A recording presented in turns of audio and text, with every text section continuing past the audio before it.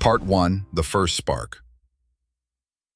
Have you ever had one of those moments, quiet, sudden, almost electric, when something just clicks inside you? When a truth so profound surfaces in your heart that it changes the way you see everything. It could come during a long walk after a difficult season of life, or maybe in the stillness of a sleepless night, staring at the ceiling, wondering if any of this makes sense. Then suddenly, boom, it hits you. A realization so powerful, it feels like the missing puzzle piece just snapped into place. And what do we want to do in that moment? We want to tell someone, anyone. We want to talk about it, post it, shout it from the rooftops. We want the world to know, hey, I figured something out, look at me. And that's natural. It's human. But here's the thing most people miss. That urge to speak right away, it's not always wisdom talking. Often, it's the ego. You see, the ego craves validation. It wants to be seen as wise. It wants applause, agreement, admiration. So when we discover something powerful, some insight about life, about ourselves, about the way the world works, the ego rushes in and says, quick, tell everyone. Let them know how enlightened you are. But ancient wisdom whispers something very different. It says, wait. Because in the earliest stages of awakening, our understanding is still soft. It's like a candle in the wind, flickering, fragile. And if we speak too soon, that flame can get blown out by doubt, by misunderstanding, even by our own need to be heard. Think about it like this. If you plant a seed, do you dig it up the next day just to show your neighbors it's growing? Of course not. You protect it, you water it, you give it time to take root. Truth is the same way. It needs silence to grow strong inside of us. Some of the most powerful realizations I've had in my life, I didn't share them right away. And that wasn't easy. There's a tension inside when you feel like you've touched something sacred. But the longer I sat with it, the more it changed me. Not just my thoughts, but my choices, my energy, my very presence. That's when you know it's real. So if you're watching this, and you've recently discovered something true about yourself, something big, something beautiful, let me say this. You don't have to prove it to anyone. You don't have to post about it or explain it right away. Let it grow in you first. Let it change you. Because when that truth becomes who you are, not just what you say, that's when people will feel it without you saying a word. The first spark is sacred. Don't rush it. Honor it with silence. Part 2, the discipline of silence. Why hold the tongue? Have you ever had a moment where you wanted to share something so badly, but something deep inside told you to wait? It's not easy. We live in a world that praises instant sharing. The second we feel something powerful, the urge is strong. Tell someone, post about it, make a video.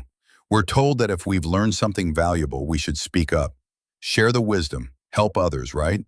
But here's the quiet truth no one teaches us. Speaking too soon can actually weaken what you've just discovered. Let me explain.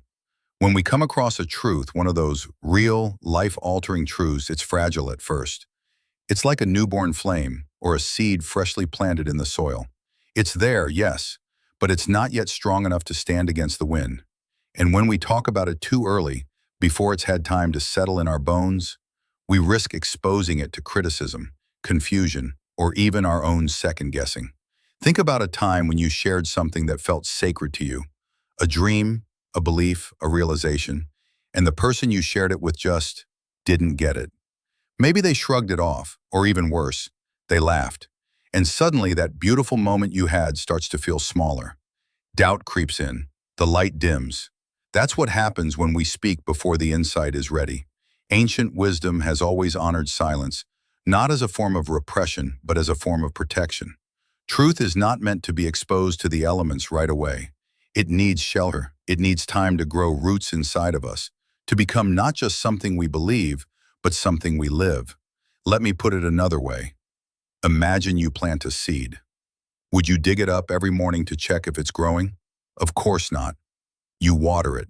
You protect it from harsh winds. You wait patiently, knowing growth takes time. Your wisdom is that seed, and your silence, that's the soil. And here's something most people don't realize. Early sharing doesn't just risk your own growth, it can actually harm the person you're sharing it with. If they're not ready to receive it, your truth might land as confusion, resistance, or even judgment. It's not their fault.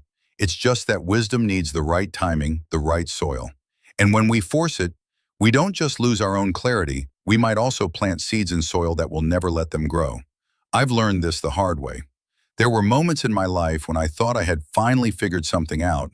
I was so excited, so moved, I ran to the people I loved and tried to explain it, and they looked at me like I was speaking a foreign language. I walked away feeling empty, like my truth had been diluted just by saying it out loud. That's when I started to understand. Some truths are meant to be lived, not spoken, at least not yet. So, if you're holding something precious right now, some insight, some transformation, consider this. Maybe it's not time to share it. Not because it's not real, but because it's real life. Part 3. The cost of speaking too soon, leaking growth. Let's talk about something that most of us don't realize until it's too late. Sharing your truth before you're ready can cost you more than you think. You see, sometimes when we learn something powerful, something that shakes us, heals us, opens our eyes, we feel this deep, almost irresistible pull to share it. We think, this helped me, maybe it'll help someone else. And while that impulse feels generous, even noble, if we're honest, a big part of it is ego. Ego loves the idea of being the messenger. It wants to be seen as wise, awakened, ahead of the curve. So it puts on the mask of kindness and says, share it now. Be the light. Teach the lesson. But here's the hard truth. That rush to speak, to explain, to convince, to inspire, it can actually sabotage your growth. Because until a truth has lived inside you, until it's reshaped how you think, how you move, how you live, it's just an idea. And ideas, no matter how beautiful, are fragile. It's like baking a cake and pulling it out of the oven too soon. It might look good on the outside, but inside, it's not ready. It'll fall apart the moment you try to slice it. That's what happens when you speak before your truth has had time to settle, to integrate. I've made this mistake more than once. I'd have a breakthrough, something emotional, spiritual, even practical, and I'd rush to tell a friend, or post about it, or try to explain it to someone who didn't ask. And what happened? They didn't get it. Worse, they questioned it, doubted it, even made fun of it. And suddenly what felt powerful just minutes before now felt foolish. And that's when it hit me. It wasn't the truth that was weak. It was my connection to it that wasn't strong enough yet. Because here's what nobody tells you. When you share a realization with someone who's not ready for it, you're not helping. You're handing something sacred to someone who doesn't have the eyes to see it or the heart to hold it. Not because they're bad people, but because they're simply not in the same chapter of the story. And when they don't receive it the way you hoped, when they mock it, ignore it, or twist it, you start questioning yourself. That quiet voice that once felt like truth begins to tremble. Your clarity leaks out. Your growth, once expanding, suddenly starts to shrink. That's the cost. Not just embarrassment, not just disappointment, but the erosion of something that was trying to take root in you. So what's the alternative? Wait. Integrate. Live it first. Let your truth move into your bones. Let it show up in how you listen, how you walk away from drama, how you treat people who can't do anything for you. Let it become visible in your actions, not your words. Because when it's real, really real, you won't feel the need to explain it. You'll be it. And the most beautiful part? When people see something different in you, your calm, your clarity, your strength, they'll ask. And when they do, you'll know they're ready. You won't be convincing them anymore. You'll simply be revealing what already lives in you. Until then, protect what's growing inside of you. Don't let ego disguise itself as generosity. Let your transformation be sacred. And remember, not everything that feels good to say is good to say right away. That's how you protect your growth. That's how you become unshakable. Part 4, silence is power, power without noise. Let me ask you something. When you think of power, real life-changing power, what image comes to mind? For most of us, it's loud, it's bold. It's the voice that dominates the room, the person who always has the last word, the one standing at the front, commanding attention. But what if I told you that's not real power? What if the most powerful people you'll ever meet are the quiet ones, the ones who don't need to prove themselves, The ones who sit in stillness while the world screams around them. The ones who know who they are so deeply that they have nothing to prove. You see, true power isn't loud. It doesn't need a microphone. It doesn't need applause. True power lives in restraint. It's the strength to pause instead of react. The strength to listen when it would be easier to argue. The strength to walk away when your ego is begging you to stay and win. Real transformation doesn't shout, it shows. It shows in the way you carry yourself, in your calm during conflict, in the peace that follows you into chaotic places. It's in how people feel around you, not because you're talking, but because your energy speaks louder than any words ever could. Think about the people who've changed your life. I mean, really changed it. Was it because of some grand speech they gave? Or was it because of how they lived? How they made you feel safe, seen, steady, without needing to impress? Energy doesn't lie. And the people who have done the deep inner work, you can feel it, without them saying a word. It's like walking into a forest. Nobody needs to tell you the trees are strong. You can feel it. You see it. You know it. That's what silence can be. Not emptiness, but presence. Not weakness, but wisdom. In a world that constantly pushes us to react, to comment, to defend, to speak up. What if your real power is in holding back? Not from fear, but from mastery. What if the most transformative thing you can do is to not engage? To sit with your truth quietly until it becomes your default way of being. Because when you don't need to win an argument, you're free. When you don't need to explain yourself, you're at peace. When you no longer chase validation, you begin to walk in real power. The kind of power that doesn't fluctuate with someone else's opinion.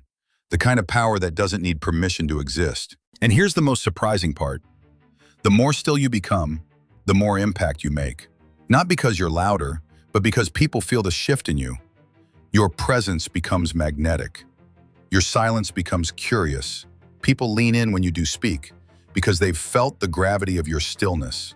So if you're in a place right now where you feel the pressure to prove, to defend, to say something, maybe this is your reminder. Your silence is not your weakness, it is your wisdom. It is your strength. It is your power, without noise. Part 5. How wisdom protects itself. Silent mastery. Let's be honest. How many times have you learned something powerful, something that made you feel lighter, clearer, more awake, and immediately thought, I need to tell someone about this? We've all been there. It's human to want to share what's helped us. But here's the quiet truth that often gets overlooked. Wisdom doesn't just want to be understood, it wants to be lived. And if you speak it too soon, before it's had time to shape your habits, your character, your way of being, you risk losing it. Wisdom is sacred, and like all sacred things, it requires protection. When you first awaken to a deeper truth, whether it's about yourself, your relationships, or the way the world really works, it feels electric. You feel alive. Everything suddenly makes sense. The pieces fit, the pain had a purpose. And the urge to share that insight feels urgent, almost like a mission. But here's what I've learned. If you try to speak it too early, that truth can become distorted. Not because the insight wasn't real, but because your connection to it wasn't strong enough yet. It's like trying to describe a mountain you've only seen from the base. You can talk about the colors, the steepness, maybe the view from halfway up, but unless you've stood at the summit, you can't give anyone the full picture. And if someone asks for directions based on your halfway map, they'll get lost. Or worse, they'll start doubting you. And if you're not grounded enough in what you know, you might start doubting yourself too. That's the danger of speaking wisdom before it's ripened. It can unravel your clarity. It can make you question what was once pure and strong. So how do we protect it? By walking it first. By letting that truth change us before we try to change others. You'll know you've reached that level of silent mastery when you don't feel the need to prove what you know. When you can sit in a conversation, hear someone say something completely opposite to what you believe, and you don't flinch. You don't correct. You just listen.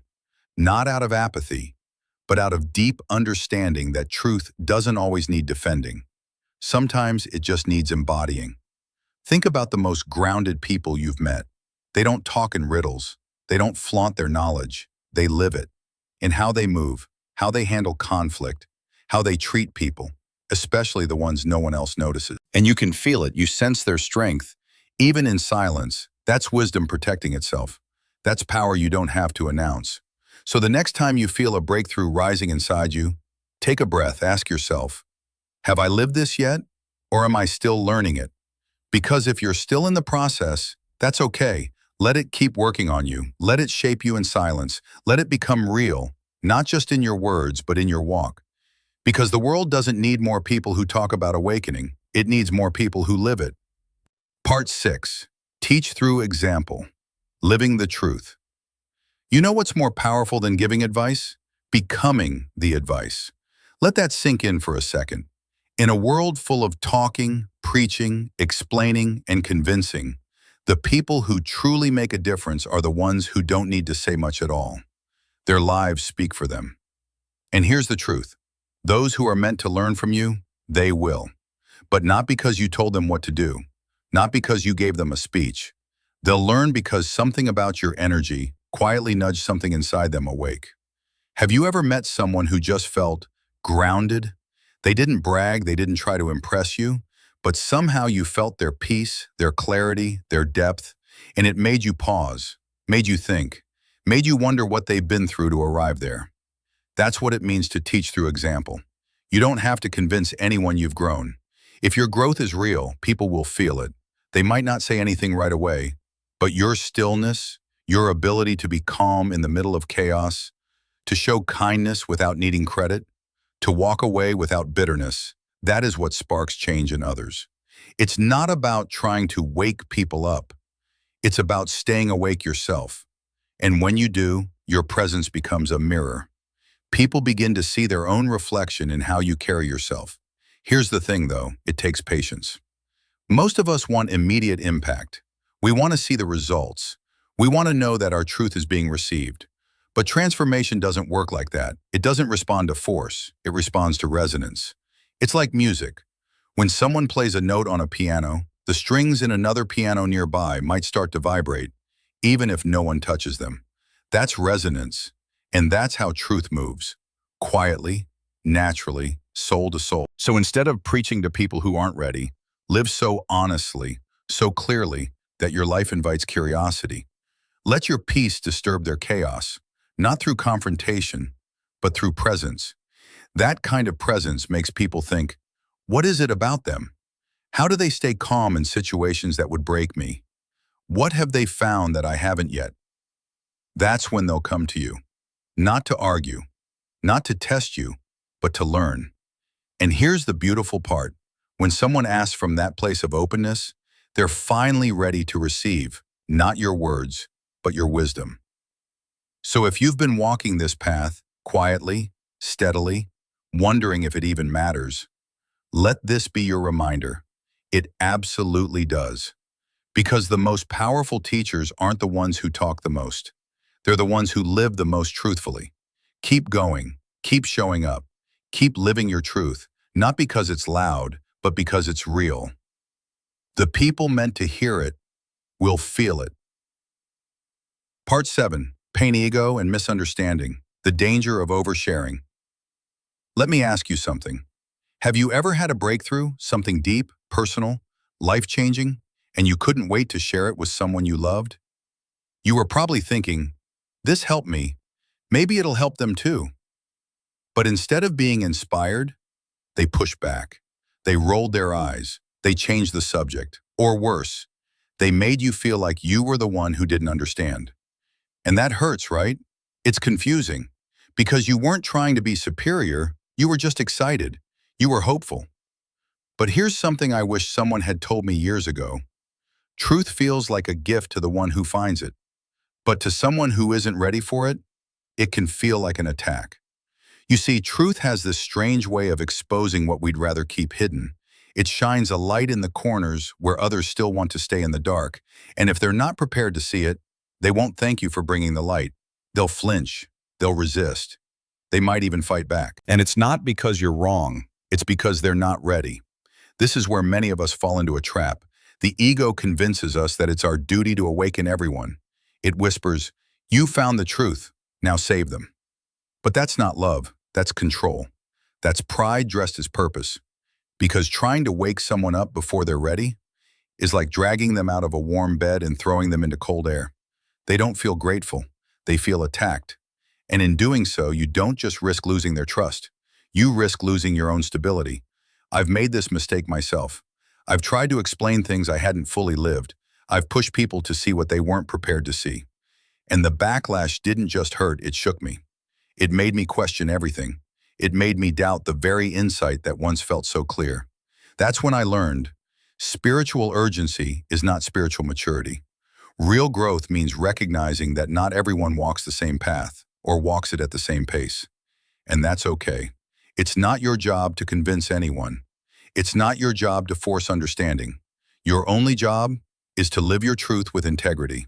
Let your transformation speak through you, not just from you. Because the moment you feel the need to make them get it, ask yourself, am I doing this out of love or out of a need to be right, to be seen? That's the subtle ego trap. We think we're helping, but sometimes we're just trying to validate our own awakening. So if you're carrying something sacred right now, some insight, some wisdom, protect it. Let it shape you first. Let it settle deep into your actions, your habits, your peace. And when someone is truly ready, they will come to you, not for a lecture, Bursine Levinson, but for a light. Until then, you don't need to share everything you've learned. You just need to live it, quietly, consistently, and courageously. Because that is what invites transformation without force. Part 8. The martial artist analogy. Power through restraint. Let me tell you something I've learned not in a book, but in life. True power is not what you show, it's what you can hold back. And to understand that, I want you to picture a martial artist. Not the kind you see in flashy movies, flipping through the air and throwing kicks every second. No, I'm talking about the real ones, the masters, the ones who stand still, calm, composed, focused. They don't brag about their strength. They don't need to tell you how many black belts they have. In fact, if you met them on the street, you probably wouldn't even know they're dangerous. Why? Because they don't need to prove it. And that right there is the lesson. You see, we live in a world where people are constantly performing, shouting their opinions, defending themselves online, trying to win every argument, chasing likes, praise, attention. But real power, quiet power, doesn't play that game. It's in the stillness. It's in the pause before you speak. It's the person who knows they could destroy someone in a debate and chooses not to. It's the one who could dominate a room, but instead listens. Not because they're afraid, but because they've mastered themselves. That's the same energy the martial artist brings to the fight. They don't move out of impulse. They wait, they observe, they act only when it's necessary. And when they do, it's precise, powerful, and clean. Can you relate? Think about the last time someone tested your patience, said something ignorant, unkind, or even cruel. Maybe your first instinct was to clap back. Prove them wrong. Show your strength. But what if your real strength was in choosing not to engage? What if your silence was louder than anything you could have said? See, restraint isn't weakness, it's mastery. It's knowing you could speak, but you don't need to. It's knowing you're right, but you don't need validation. It's holding peace inside of you, even when chaos is pushing from every side. The people who carry this kind of power, they don't move from ego, they move from clarity. They've learned that you don't have to show your strength to have it. You don't need to fight to win. Sometimes the biggest victory is walking away still rooted, still calm, still you. So ask yourself this, what are you holding back that actually makes you stronger? Because that's where your power lives. In what you choose not to do, in what you could say, but don't, in how you could react, but breathe instead. That's the mark of a master. That's the posture of quiet power. That's what the world needs more of. Not more noise, not more showmanship, but more people who lead with grounded strength. So the next time someone pulls you into drama, or you feel the pressure to prove yourself, pause, breathe. And remember, the most powerful warrior is the one who never has to raise a fist. Part 9. Silence as a spiritual tool, the discipline of stillness. Let me ask you something personal. When was the last time you sat in complete silence, not scrolling, not talking, not reacting, just being? It's harder than it sounds, isn't it? We live in a world that rewards noise, a world where being loud, fast, visible, and busy is mistaken for being successful. But I want to offer a different perspective, one that changed my life and might just change yours. Silence isn't emptiness. Silence is presence. It's not about doing nothing. It's about tuning into everything that actually matters. You see, silence is a discipline. It teaches you things that no book, no teacher, no podcast ever could. When you remove all the distractions, all the noise, you're left face to face with yourself, your thoughts, your truth, your pain, your peace, and that's where the transformation begins. Because in stillness, you begin to see clearly. You start to recognize which thoughts are real and which are just echoes of fear or ego. You notice how often your reactions come from habit, not intention. And most importantly, you begin to choose differently. Think about it. When you pause before responding to a difficult conversation, isn't your answer more thoughtful? When you sit with your pain instead of numbing it with distraction, doesn't healing start to rise? When you breathe deeply in silence, don't you feel something shift? Even if just for a moment? That's not weakness. That's spiritual strength. In silence, patience is born. In silence, awareness sharpens. In silence, your intentions become clear. Not what the world wants from you, but what your soul needs from you. I've learned that the most powerful people I've ever met weren't the ones speaking on stages or posting constantly. They were the ones who had presence, the kind of quiet energy that fills a room without ever needing to raise their voice. Because presence, not performance, is what changes lives. You don't need to talk about healing to be healed. You don't need to explain your peace for it to be felt. When your energy is rooted, people notice, even if they can't put it into words. This is why silence is more than just a break from noise. It's a spiritual tool. It aligns you. It grounds you. It prepares you to show up in the world, not as a reaction, but as a reflection of something deeper.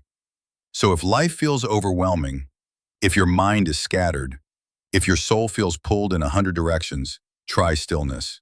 Start with 5 minutes. Sit, breathe, listen, not to the world, but to you. It might feel uncomfortable at first, but discomfort is where growth begins. And over time, something beautiful happens.